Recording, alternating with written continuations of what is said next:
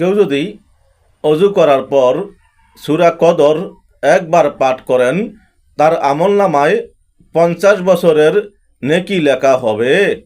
আর তা এমন ইবাদত যে সে যেন 50 বছর দিনের বেলায় রোজা রেখেছে এবং সারা রাত জাগ্রত অবস্থায় ইবাদত করেছে, এবং অজুর পরবর্তী প্রত্যেক ইবাদতে 1 বছরের ইবাদতের সওয়াব দেওয়া হয়। তাকে দোজখ থেকে মুক্তি প্রদান করা হবে, বিনা হিসেবে জান্নাতবাসী করা হবে। দুবার পাঠ করলে হজরত ইব্রাহিম আলাইহিসসালাম ও মুসা আলাইহিসসালাম এর মর্যাদা লাভ করবে, তার নাম শহীদগণের দপ্তরে লেখা হবে।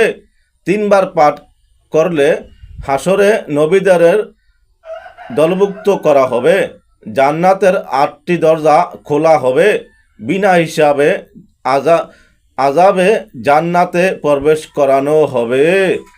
মিশকাতুল আনোয়ার, মারাকিল ফালাহ, সুনানুল হুদা, খাজিনাতুল আসরার।